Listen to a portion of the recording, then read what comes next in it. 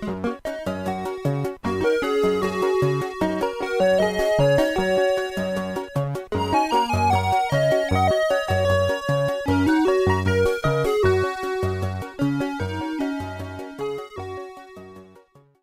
is a review of the game Grimoire Chronicles, released in 2010 by indie developer Grimoire Games. I wasn't able to find any information about this developer, other than their name, and that they also created another game released in 2011 called Blood Ties. Grimoire Chronicles appears to be made with the RPG Maker XP engine, as it shares many of the basic features and artwork. Some of the artwork and music is custom made, but nearly all the sound effects and other assets are just about what you might find in any other RPG Maker game. For my reviews, I always strive for constructive criticism, so I want to share with you 5 positive aspects and 5 negative aspects of this game. Then I'll end with a quick summary and give it an overall rating. Let's start with the negatives, just to get them out of the way. Number 1. Bugs. As someone who's worked as a video game tester, I can tell you there's no way to ever clear a game out of all the malfunctions in the game. Even developers of AAA titles are not able to fix every bug that a tester can find. However, there is a certain level of quality that one expects from a game, and there were several places that Grimoire Chronicles fell short. The opening sequence, if you remember, played twice, and the train didn't even move during the exciting sequence when Jonas tries to board it. A quick playthrough would have addressed these issues. There were also frequent grammar and spelling errors throughout the game. A few is acceptable for a narrative-heavy game like this one, but it didn't feel like this game was even spell-checked. Perhaps the worst bug was the game crashing in every game over, since the graphic was missing from a game file. This definitely should have been caught during the testing phase. Number 2. Side quests. The best kind of RPGs feature side quests that are not only fun to do, but give you a reward equal to the time you spent pursuing it. In other words, simple quests yield simple rewards, and difficult quests yield rare rewards. The earlier side quests in the game, such as finding Balthazar the cat, gave good rewards, but the further I progressed, it was like the difficulty ramped up with little to no reward for doing so. Take the Sun and Moon books quest.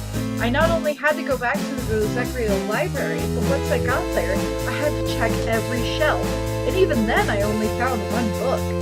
Most of the cliff side quest items were also very difficult to find, apart from the winged boost, but they were part of the main quest, since you couldn't get them before leaving Trellis.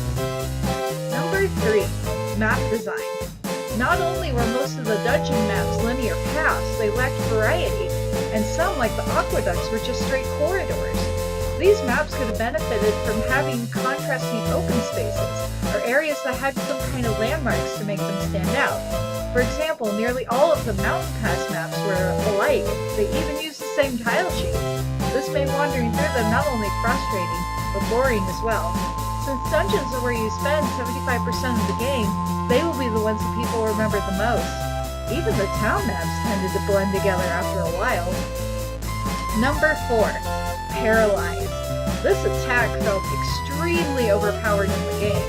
Not only was it usable on nearly every boss that I tried it on, but it had very long-lasting effects.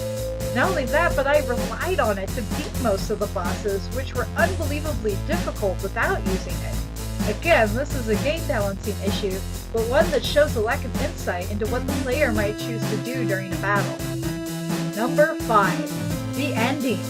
If you haven't played the game yet, and you don't want me to spoil it, stop the video right here and come back later. If not, I warned you.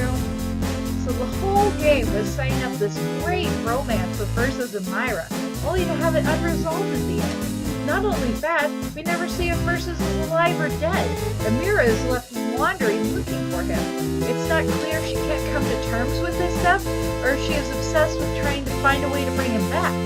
Not only that, but it's not even clear if Alfalfa was even beaten.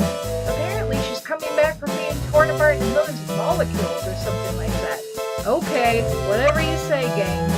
Then you swing the ultimate sucker punch by delivering a "this is not over yet" line, with the promise of a sequel that never came. Word to the wise to any young game developers watching this. Remember, you want a clear resolution at the end. Don't leave plot lines hanging.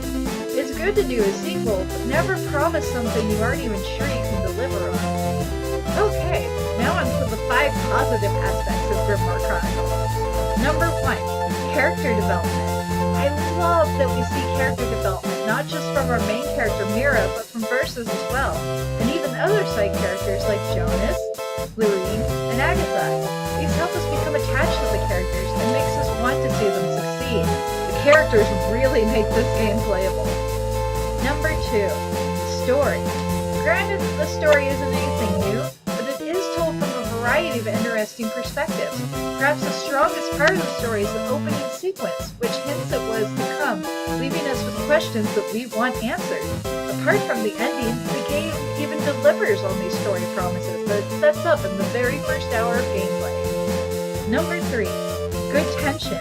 This game excels at building a sense of urgency for the player, especially when you're constantly on the run from many of the other characters. It even follows through to some extent by blocking you from some of the places you would easily get caught in. For example, not being able to enter Saint Simon again after escaping from it. There are many moments in which I felt very excited to play, and it made it worth the effort. Number 4, Freddy. Probably the strangest and most enjoyable part of the game was the sequence in which we're sucked into Lorraine's mind and into battling Salmon's Hades, which was clearly a homage to Freddy Krueger from the Nightmare on Elm Street movie series. It really felt like the developer had fun with this part of the game the most. Number 5, dialogue. Apart from the mistakes within the dialogue, the banter between the characters felt very well done. You could really get a sense of each person's personality, and it was really fun to read aloud. The humor sprinkled throughout was well placed, but there were also a number of thought-provoking moments as well. It could have benefited from deeper editing and cutting in places, but the core of what the characters were saying was very clear regardless. So, overall, I really enjoyed playing the game. There were several places where I did become frustrated though. This game would have benefited from some kind of quest journal, or an ability to quickly skip over places you had visited before. It had some pretty serious errors, but none that prevented me from progressing all the way to the end and completing the game. I'd give Grimoire Chronicles 2.5 magic circles out of 5. I didn't hate it, but I can't say it's a great game. I did enjoy it though. So is it worth playing? I think at least once. But take it from me, ignore the side quests. They aren't worth the effort. Hey guys, thanks for watching this review. If you enjoyed it, please leave a like. Feel free to post any comments about the game as well. What was your favorite part? Your least favorite? I'd love to hear what you think. I'll see you guys next time. This is Bubbly Oasis, signing off. Just make sure you're quiet in the gallery, okay? Don't make a ruckus. Not that there's any need to worry about you, I suppose. Don't cause the other visitors any trouble now.